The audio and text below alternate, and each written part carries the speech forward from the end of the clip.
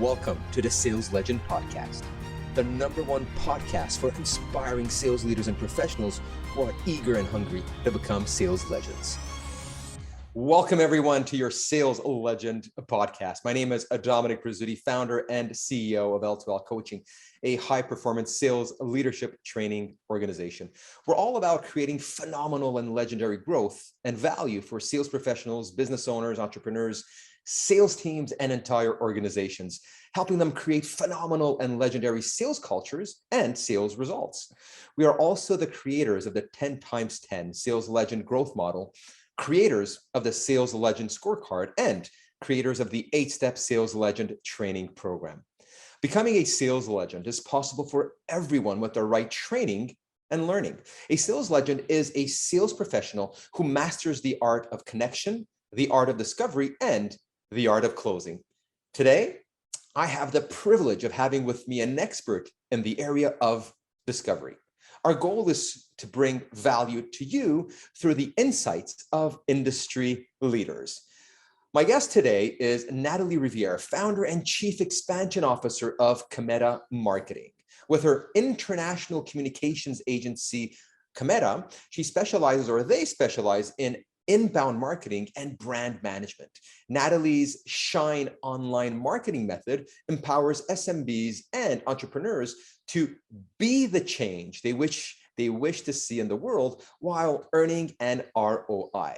Driven to change digital communications for the better, Commetta works in collaboration with its clients and community to immerse the media with intentional content and the economy with social businesses and local market offerings.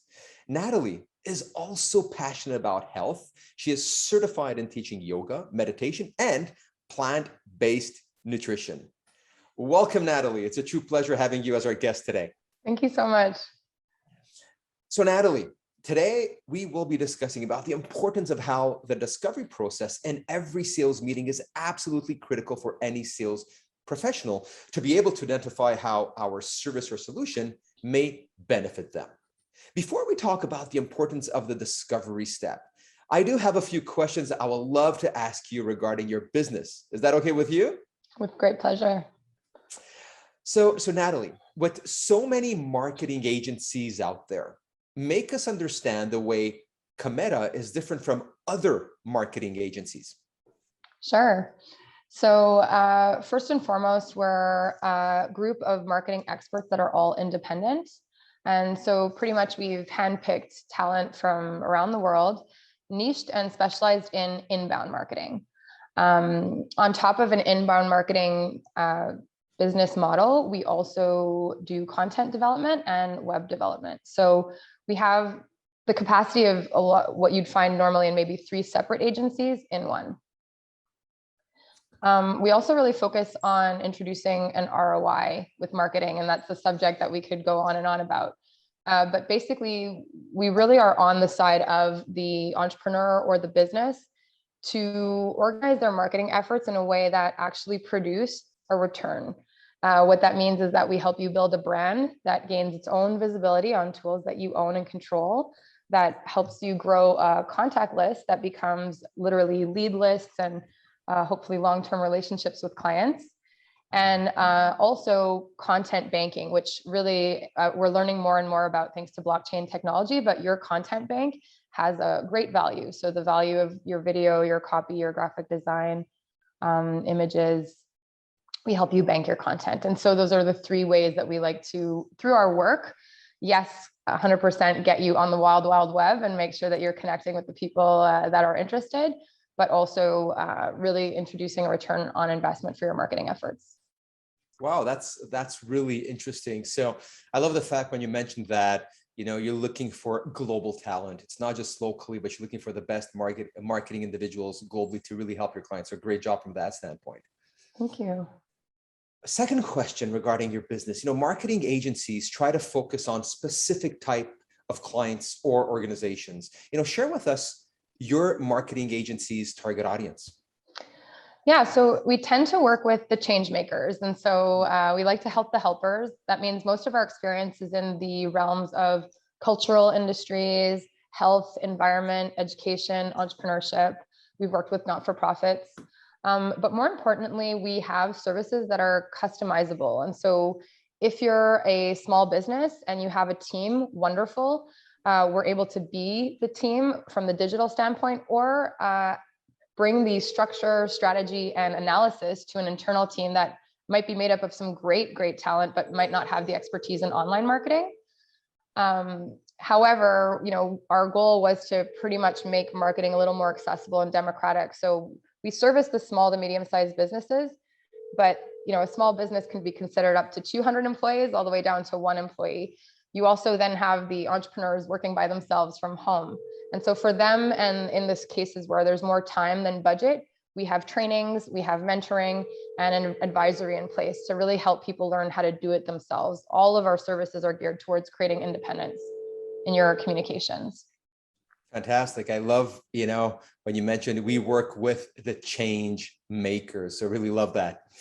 You often talk about to be the change.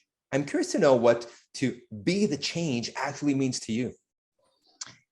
Yeah, great question. It started with the mission in line with that idea of making marketing more accessible and democratic, for lack of a better word.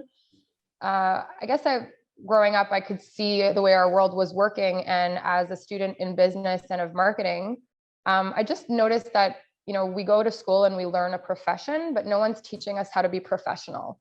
We learn maybe a trade and an expertise and skills, but they're not equipping us with how to use those skills in the economy once we get out of these trainings.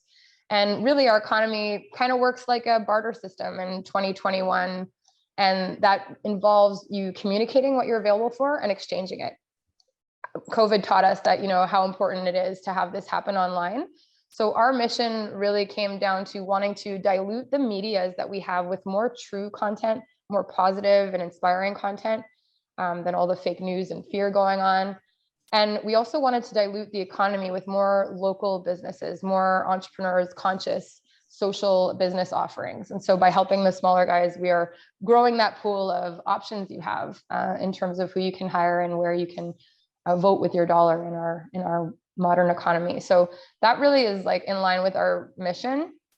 We are in the process of becoming B Corp. If the audience here doesn't know what B corporations are, I would highly recommend searching it for some inspirational content. We are for-profit businesses that are conscious of the impact on the planet, on people, and take all of that into consideration and equal priorities, along with having a return, on our efforts and a positive bottom line at the end of the day. So using business as a force for good is what is encapsulated in this B Corp movement. And an example of that is that, of course, it has to do with how you structure your business offerings, even your footprint.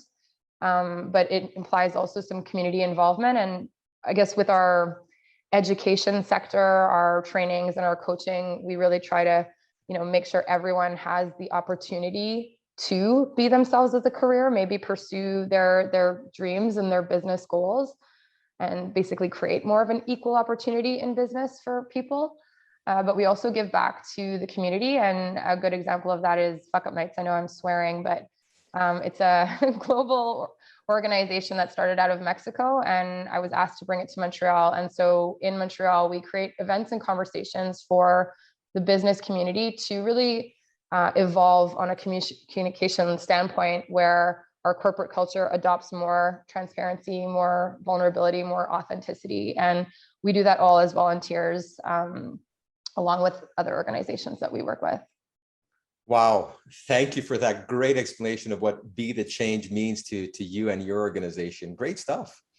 So now moving on to our, to our topic of today, the power of the discovery step. Mm-hmm. So still today, many professionals don't prepare well enough before going to a client meeting. I often hear that, I don't need to prepare. I've been in sales for so many years. According to Natalie, what are the pitfalls associated with such a mindset? Yeah. Even though I've followed all the technology trends and evolved the business over the years and everything that's changed with, let's say, digital marketing and communications, I still today really believe that the ultimate currency of business is relationships. And that even as a marketer, my job is to, attract, build, and maintain ideally long-term relationships that imply repeat sales for my clients. So not taking the time to get to know your audience isn't necessarily the strongest foundation to build a relationship with that person. And I think there's so much to be gained from the perspective of applying some relationship strategies and communication skills that we might learn about outside of business and bringing them into the business world to say, hey, at the end of the day, that sale, even if it's made online, is made by a human being. And this is the beginning of what ends up hopefully being a longer term relationship together. So really important, if you had that in mind and you were preparing, what would you want to feel at the beginning of a relationship? How would you want the relationship to start if it was something that wasn't going to be so short-sighted? You know what? Totally agree with you. I think preparation is absolutely key. Understanding who our client is, their industry, their markets. It's not just simple, 5 minutes before the meeting to get prepared, but doing your homework before the meeting, if it's in a week or 2 weeks or in a month from now. So thank you for that. The second question on discovery. So as a sales leader and professional, preparing ourselves before a meeting, before meeting a client is absolutely a must. So share with us the importance, once again, of preparing a few questions beforehand. Yeah, I think building on that idea of starting a relationship, you want to feel seen. You can even scan your own brain for what you'd like to feel at the beginning of a relationship. What are the qualities of a relationship you'd want to have present? I think, things like trust would come up, things like respect would come up, things like understanding and reciprocity might come up. So really important then to not only take the time, but in that time, take careful consideration to what you're thinking, and asking powerful questions is a great way to make someone feel seen and understood.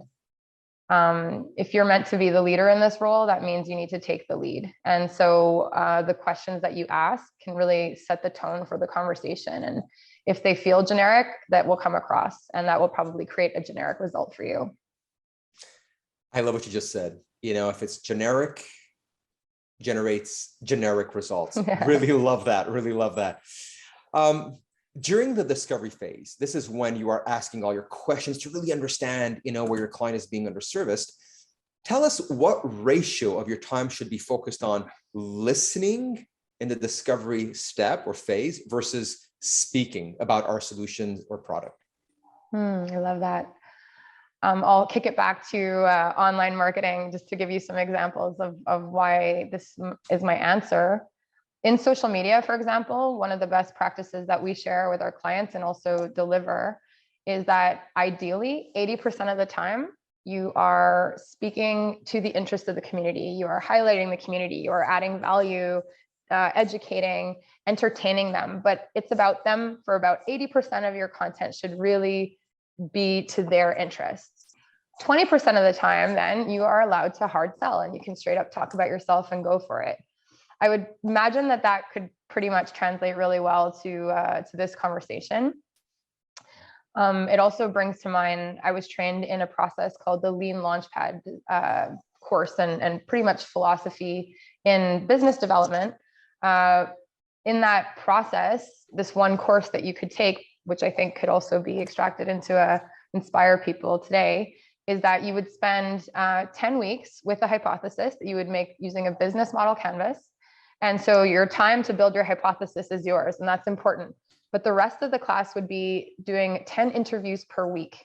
And you're taught that really you bring your hypothesis to the table, maybe also a minimal viable product to reinforce it, an MVP.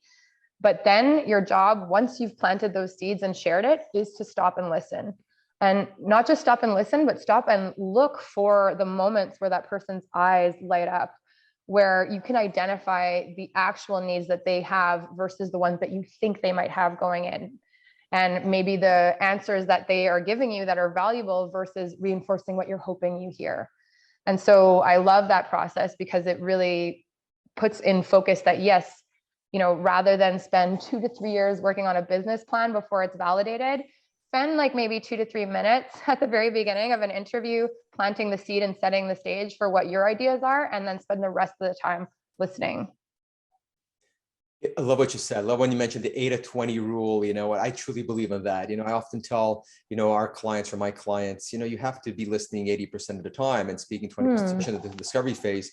And I love when you also mentioned, if you're not listening strategically or effectively, you miss on all those verbal, nonverbal, the intonation of the voice to see how the client is answering your question. So you're absolutely right. I think that's why, for all sales professionals out there, practice your listening skills, become an expert in listening, right? So thank you for that. So I do have one final question for, the discovery phase. So sure.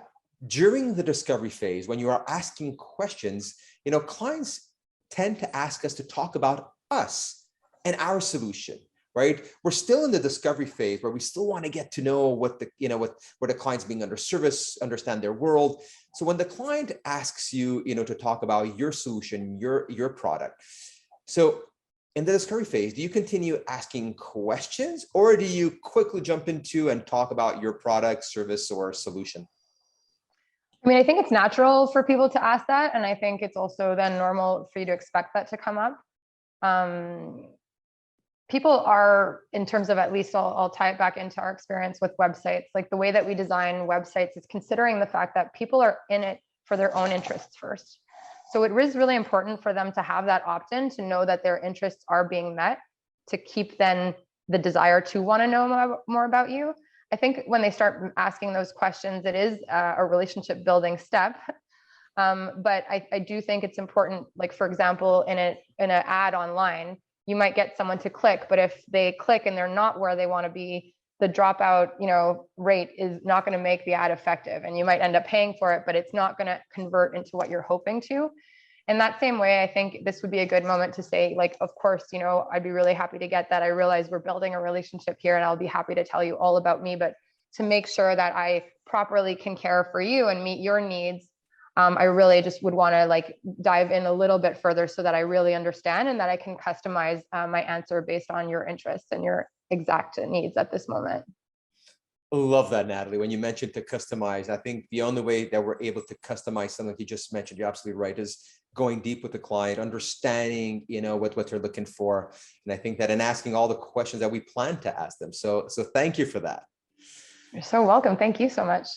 Natalie, it was an absolute pleasure having you as our guest today. For all our attendees to know more about Commetta Marketing Agency and how Natalie and her team may help you and your organization, Natalie's contact information will be appearing on the screen at the end of the show. Thank you again, Natalie. Thank you so much, Dominic. It's an honor. So once again, I would like to thank everyone for attending our webcast today. Please stay tuned for our next webcast, where we will bring you yet again another industry leader who is creating tremendous value and growth and creating in their own way phenomenal and legendary results. To learn more on how we are creating sales legends, please click on the link below to access free training to help you achieve sales legend status and to learn more about the Ultimate Sales Legend program. Once again, thank you. And keep striving to be phenomenal and legendary.